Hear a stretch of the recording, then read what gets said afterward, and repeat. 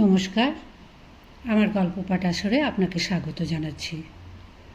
আজ আমি পড়ে শোনাচ্ছি সুনীল গঙ্গোপাধ্যায়ের একটি ছোট গল্প, হঠাৎ একটি নারী। প্রশান্ত দত্ত নিজেকে প্রশ্ন করলেন, আমি কি সৎ লোক না অসৎ লোক? তিনি শুয়ে আছেন একটি ছোট চৌকিতে, নদীর ধারে ফাঁকা জায়গায়, গাছের নিচে বিশ্রী রকমের গরম, তবু গাছতলায় খানিকটা স্বস্তি পাওয়া যায়। একটার পর একটা সিগারেট টেনে যাচ্ছেন তিনি, এবং আর চোখে বারবার তাকাচ্ছেন পাশের বাড়িটার দিকে। বাড়ি মানে কুঁড়ে ঘর, তারও খুব জীর্ণ দশা। এই বাড়িটাতে থাকে স্বামী, স্ত্রী আর একটা ছেলে। স্বামীটি অপদার্থ, দেখলেই বোঝা যায়। অল্প বয়সে বুড়িয়ে যাওয়া চেহারা। ছেলেটার তেলতেলে মুখ, গোলগাল চেহারা, গ্রাম্য বালক যেরকম হয়। বউটি বয়সে বছর 30-32 হবে বোধ হয়। সারাক্ষণ কাজ করে।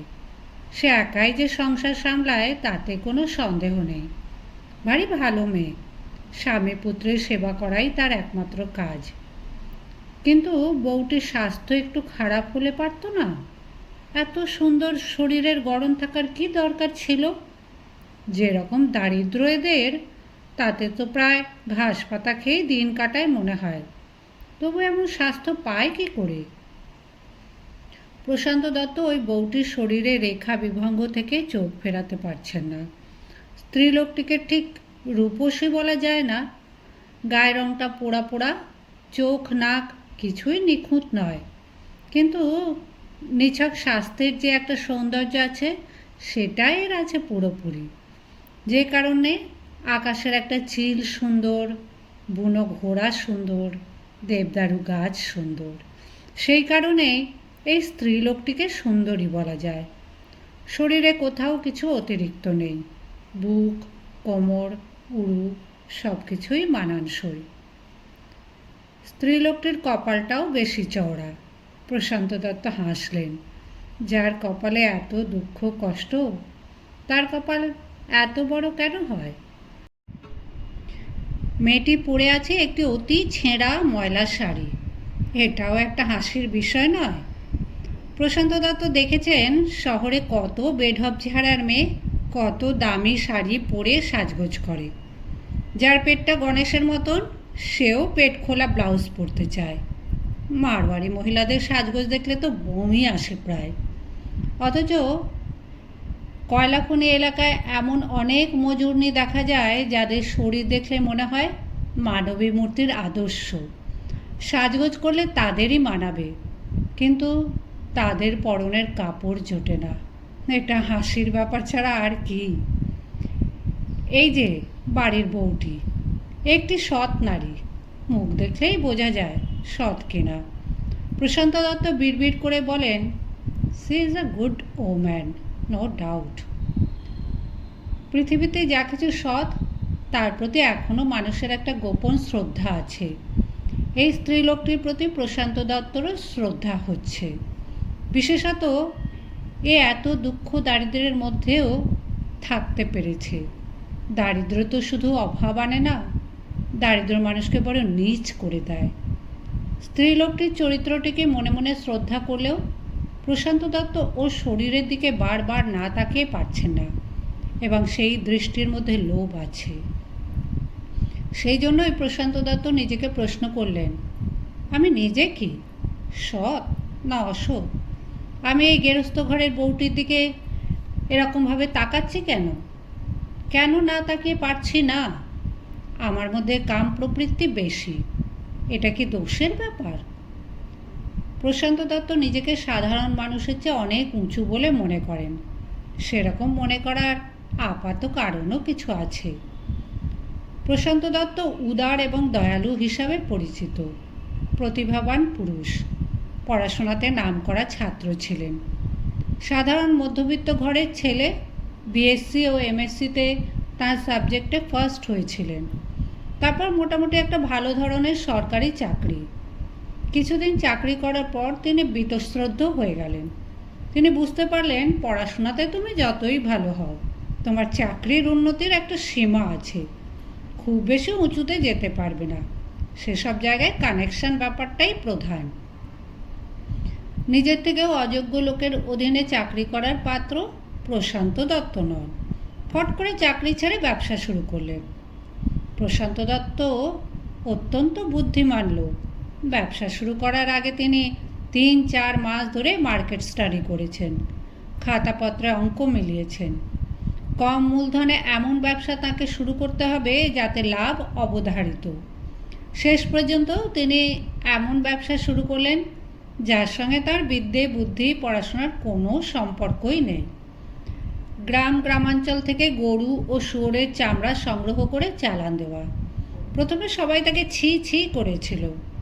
এখন প্রশান্ত দত্ত বেলেঘাটার মস্ত বড় একটা ট্যানিং কারখানার মালিক। প্রশান্ত দত্তর কারখানাটি সুপরিচালিত। তিনি নিজে সব সময় খাটেন।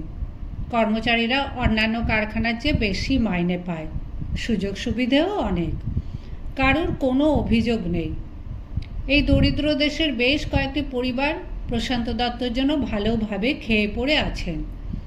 প্রশান্ত দত্ত মাঝে মাঝে ভাবেন, আমি যে এত সব করছি, এর বিনিময়ে আমি কি পাচ্ছি?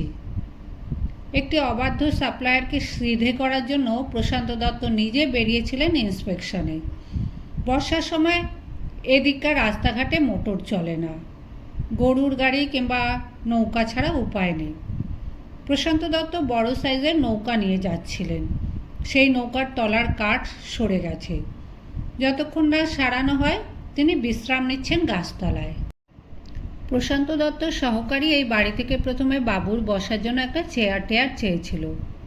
ওরা দিতে পারেনি, কারণ ওদের বাড়িতে চেয়ার নেই। অনেক কিছুই নেই ওদের। গোটা বাড়িটা জুড়েই একটা নেই নেই ভাব। শেষ পর্যন্ত একটা ছোট খাট বার করে দিয়েছে, যেটা নিশ্চয়ই ওদের শোয়ার খাট, একটা পায়া ভাঙা। তারপর প্রশান্ত দত্ত জিজ্ঞেস করেছিলেন, 1 কাপ চা বানিয়ে দিতে পারবে? ওদের বাড়িতে চায়ের সরঞ্জাম নেই, ওরা চা খায় না। ওদের বাড়িটা দোকান নয়, সেটা প্রশান্ত দত্ত জানেন। কিন্তু কোনো গেরস্থ বাড়িতে হঠাৎ অতিথি এসে কিছু চাওয়ার রেওয়াজ তো একেবারে উঠে যায়নি। চা খাওয়াতে না পেরে ওরা লজ্জা বোধ করে, তার বদলে লেবুর শরবত বানিয়ে নিয়ে আসে। প্রশান্ত দত্ত সে শরবত ছুঁয়েও দেখলেন না, কিন্তু এই পরিবারটি সম্পর্কে উৎসাহী হয়ে উঠলেন। স্বামী, স্ত্রী আর একটা 10-12 বছরের ছেলে।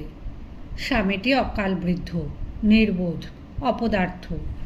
ওর নাম দিনু ভট্টাচার্য, বউটির নাম বাসনা। নামটিতে বেশ বানিয়েছে বউটিকে। প্রশান্ত দত্ত কিছুক্ষণ কথাবার্তা বললেন ওদের সঙ্গে। একটা জিনিস তিনি কিছুতেই বুঝতে পারলেন না, ওদের সংসার চলে কি করে।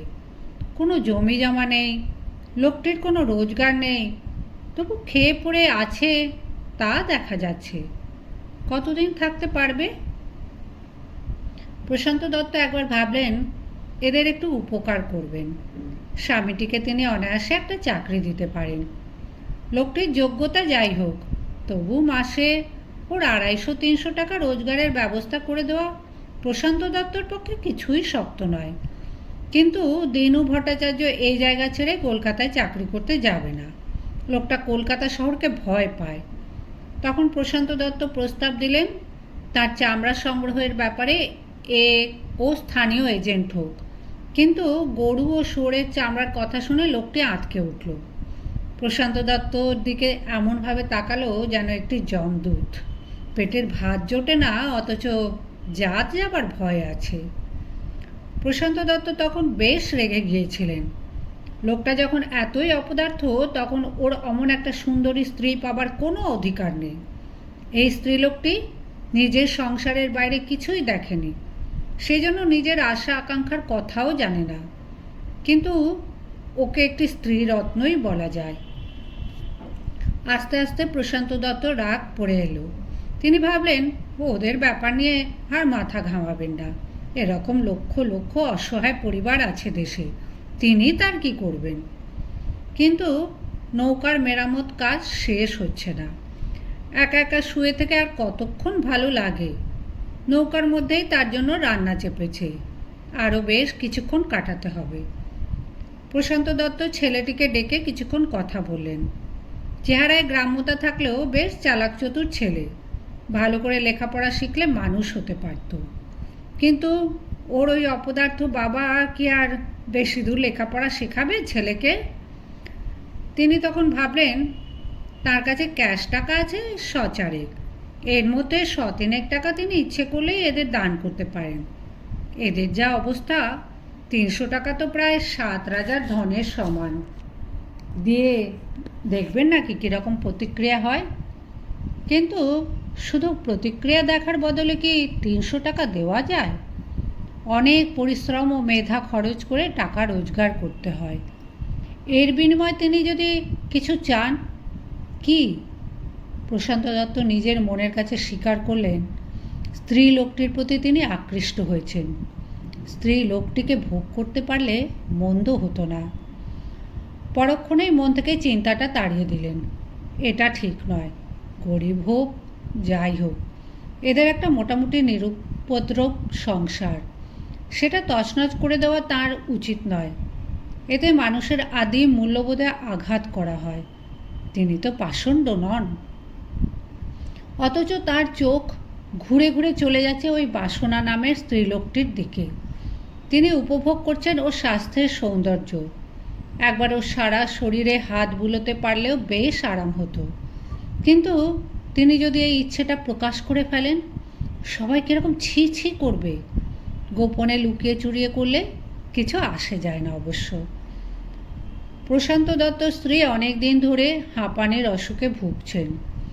2টি ছেলে মেয়ের জন্ম দেওয়ার পর তার শরীর একেবারেই ভেঙে গেছে।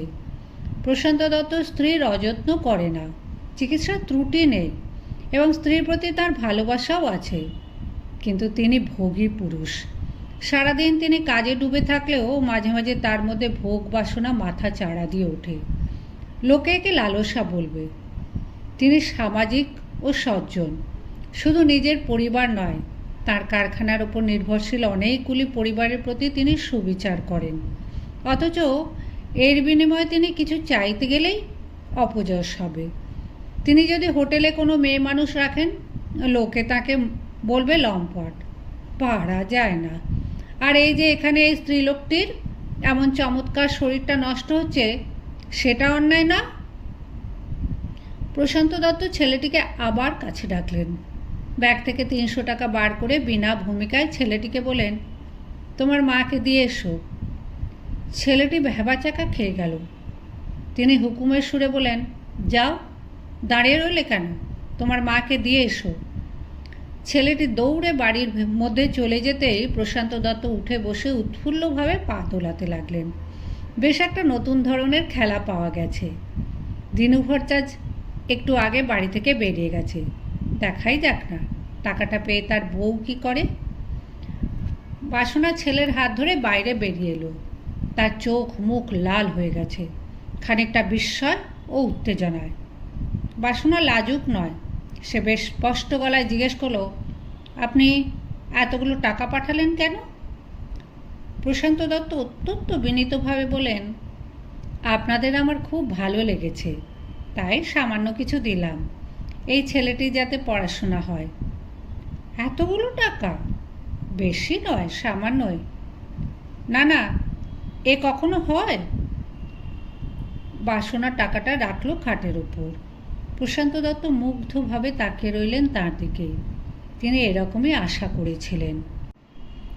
টাকাটা ওর স্বামীর হাতে দিলে সে নিশ্চয়ই ফেরত দিত না, খুব হাত কচলাতো।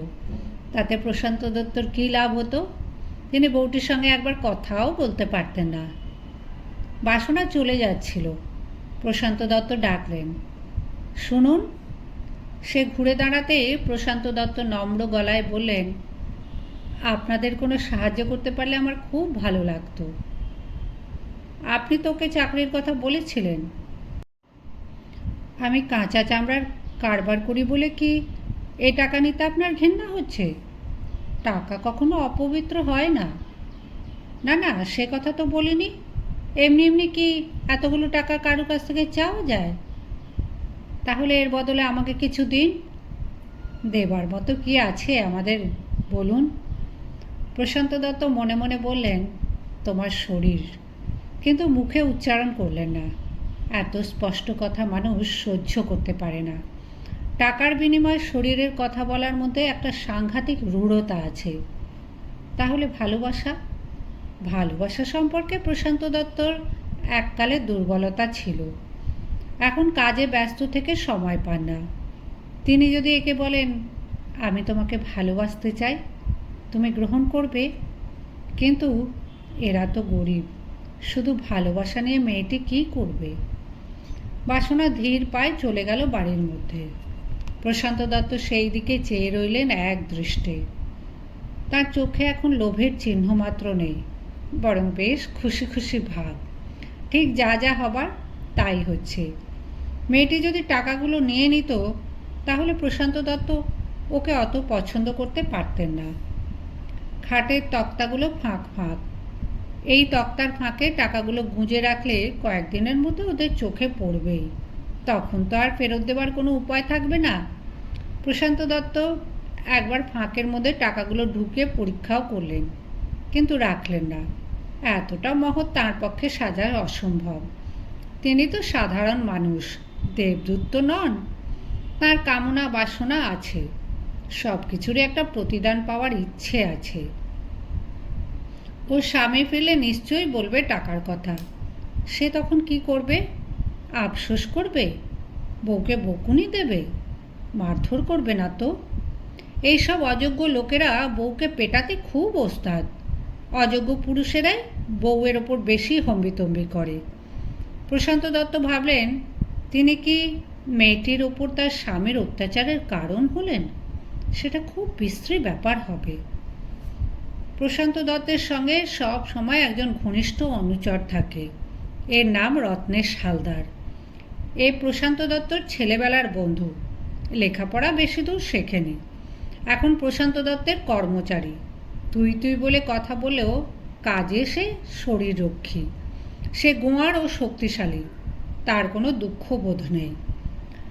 রত্নেশ নৌকার মাঝিদের ওপর চোটপাট করছিল।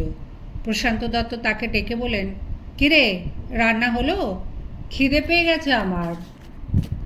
হ্যাঁ, এই যে হাত মুখ ধুয়ে নিবি না? আর উঠতে ইচ্ছে করছে না, এখানেই নিয়ে আয়।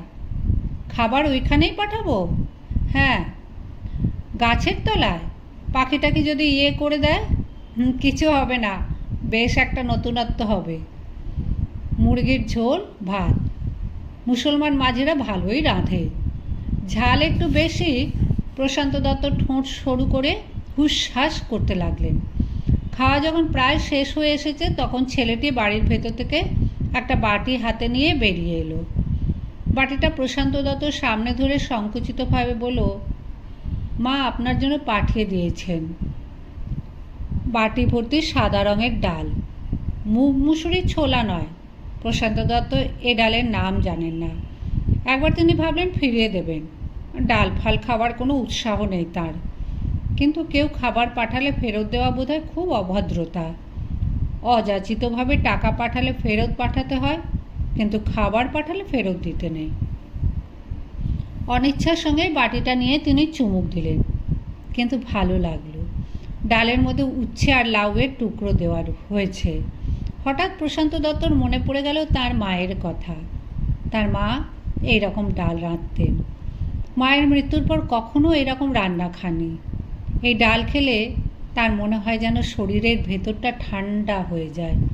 বাটির সবটুকু খেলেন চেটে পুটে। এক অদ্ভুত ধরনের ভালো লাগায় আচ্ছন্ন হয়ে পড়লেন তিনি। কৃতজ্ঞতায় তাঁর চোখে জল এসে গেল। নৌকায় কাঠ ফাঁক না হয়ে গেলে তিনি এখানে নামতেন না।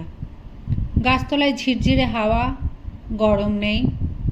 আজ নদীর জলে রোদ চকচক করছে। একজন দয়াশীল নারী নিজের হাতে রান্না পাঠিয়ে দিয়েছে তাকে। এ সবই যেন সৌভাগ্যের মতন। হাত ধুয়ে এসে সিগারেট ধরিয়ে তিনি ছেলেটিকে বলেন, তোমার মাকে আর একবার ডাকো তো। বাসনা ইতিমধ্যে স্নান করেছে, তার চুলগুলো ভিজে। লজ্জিতভাবে এসে দাঁড়ালো কাছে। প্রশান্ত দত্ত স্থির চোখে তার দিকে তাকিয়ে বললেন, খুব তৃপ্তি পেলাম। বাসনা মৃদু গলায় বলল, আপনার ভালো লেগেছে তো? আমাদের সাধারণ রান্না, ভাবলাম আপনি খাবেন কি না। বহুদিন এরকম রান্না খাইনি। আপনার অনেক গুণ আছে। আপনাদের খাবার খেলাম, আপনাদের খাটটা দখল করে বসে আছি, কিন্তু জানি এর প্রতিদানে কিছু দেওয়া যায় না। দিতে পারলে ভালো লাগতো। প্রশান্ত দত্ত মনে মনে ভাবলেন, এইসব কথা রমণীটার গা ছুঁয়ে কোমর জড়িয়ে ধরে বলতে পারলে কত বেশি ভালো লাগতো। কৃতজ্ঞতা সত্ত্বেও মেয়েটির সুগঠিত শরীরের আকর্ষণ তিনি এড়াতে পারলেন না। বাসনা বাটিটা তুলে নিয়ে লজ্জিতভাবে বলল, এই তো সামান্য। প্রশান্ত দত্ত প্রায় যেন নিজের অজ্ঞাতসারেই বলে ফেলেন, আপনি আমার সঙ্গে যাবেন? বাসনা ঠিক বুঝতে না পেরে চমকে মুখ তুলে বললেন, কি? প্রশান্ত দত্ত আবার দৃঢ়ভাবে বলেন, আপনি আমার সঙ্গে যাবেন? এখানে আপনাকে মানায় না। আমি আপনার খাওয়া থাকার সুব্যবস্থা করে দেব। বাসনার মুখখানা অদ্ভুত বিবর্ণ হয়ে গেল। সে আর একটা কথা বলতে পারল না। কয়েক মুহূর্ত বিহ্বলভাবে চেয়ে রইল প্রশান্তর দিকে। তারপর প্রায় দৌড়েই চলে গেল বাড়ির মধ্যে। দূরে দেখা গেল দিনু ভট্টাচার্যকে আসতে।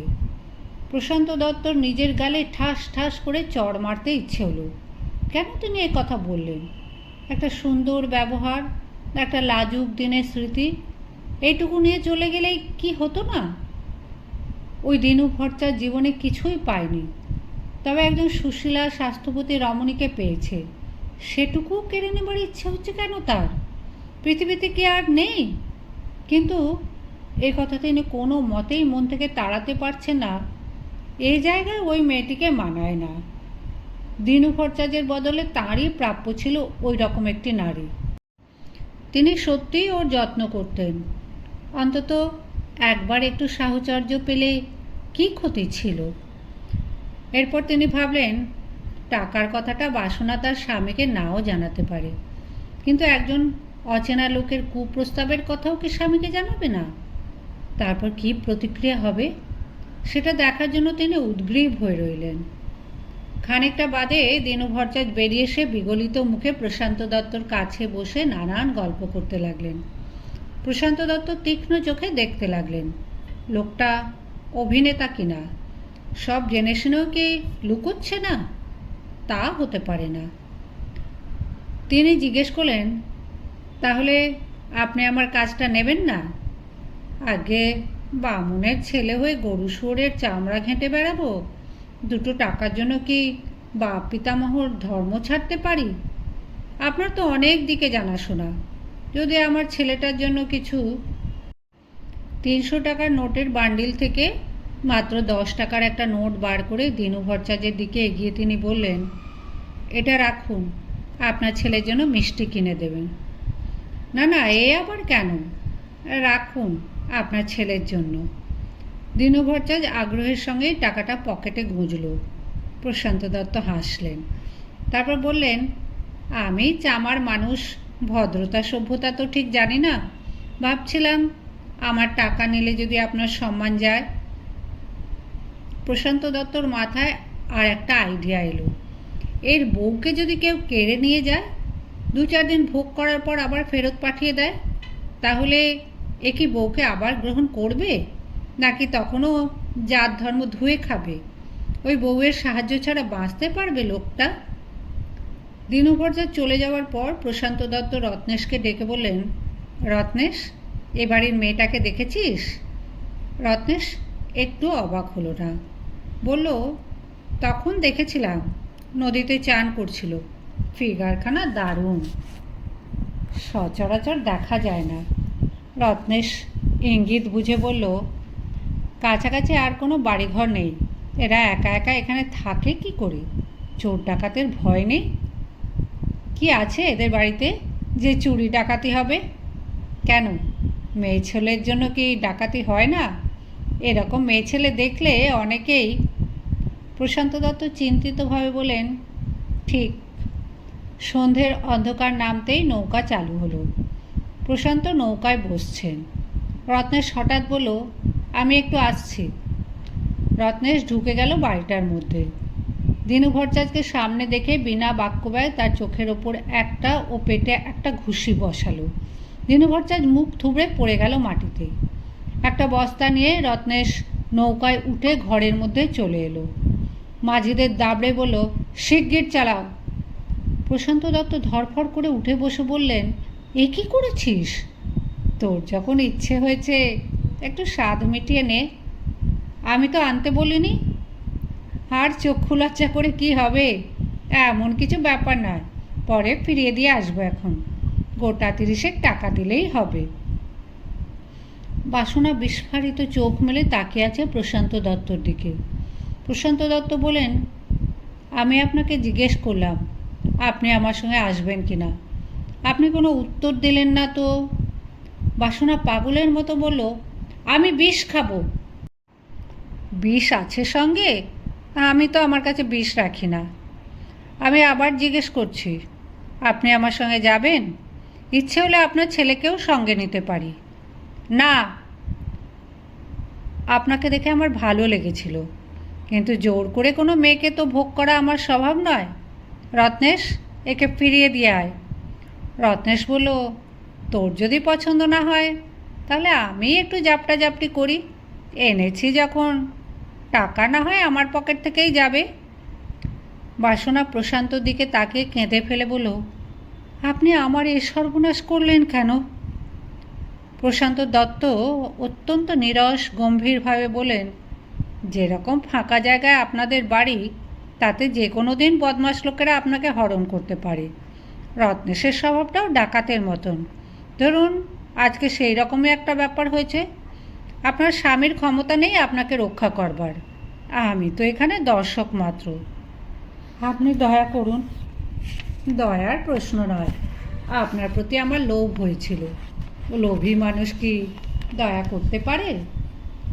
আমি ভেবেছিলাম আপনি ভালো লোক। আমারও ধারণা আমি ভালো লোক, কিন্তু ভালো লোকেদের কি কামনা বাসনা থাকতে নেই? আপনাকে যখন আমি টাকাটা দিয়েছিলাম তখন কিন্তু তার বিনিময়ে কিছু চাইনি। এই চাওয়াটা আলাদা। প্রশান্ত দত্ত বিমর্ষভাবে একটা দীর্ঘশ্বাস ফেললেন। তারপর রত্নেশের দিকে রুক্ষভাবে তাকিয়ে বলেন, এটা বেলেল্লা করবার জায়গা নয়। শিগগির ওকে রেখে আয়, এই মুহূর্তে। নৌকা থামানো হলো। রত্নেশ মেয়েটিকে খানিকটা এগিয়ে দিয়ে আসতে গেল। প্রশান্ত দত্ত ঘড়ি দেখে বলেন, 10 মিনিটের মধ্যে ফিরে আসবি। কোনো রকম বাজে কাজ করবি না। রত্নেশ ফিরে আসবার পর প্রশান্ত দত্ত কিছুক্ষণ গম্ভীর হয়ে রইলেন। তারপর জিজ্ঞেস করলেন, ওর স্বামী ওকে নেবে? কেন নেবে না? সাধারণত নেয় না। ধুত, জন্তু জানোয়ারের চামড়া ছুঁলে যাদের জাত যায়, তারা কি অপর পুরুষের ভোগ করা বউকে ফেরত নেয়? ভোগ মানে কিছুই তো। সে কথা কে বিশ্বাস করবে? তোকে ও নিয়ে মাথা ঘামাতে হবে না। প্রশান্ত দত্ত উঠে দাঁড়িয়ে বলেন, আমাকে একবার দেখে আসতে হবে ওর কি হলো। রত্নেশ আঁতকে উঠল। বারবার বোঝাতে লাগলো যে এখন ফিরে যাওয়ার মধ্যে ঝুঁকি আছে, মোটেই বুদ্ধিমানের কাজ নয়। প্রশান্ত দত্ত গ্রাহ্য করলেন না। নৌকা থেকে নেমে গেলেন। নিঃশব্দে গিয়ে দাঁড়ালেন সেই কুঁড়ে ঘরের পাশে। বেড়ার ফাঁক দিয়ে ভেতরের দৃশ্য দেখা যায়। কুপির টিমটিমে আলো, তার পাশে দিনু ভট্টাচার্য বউকে জড়িয়ে ধরে হাউ হাউ করে কাঁদছে। প্রশান্ত দত্ত সরে এলেন সেখান থেকে। একবার নদী ও আকাশের দিকে তাকালেন। আকাশ ভর্তি তারা, নদীর জলে ছলছল ধ্বনি মাধুর্য। চমৎকার রাত। সেই সৌন্দর্যের দিকে তিনি দীর্ঘশ্বাস ফেলে বললেন, অপদার্থ।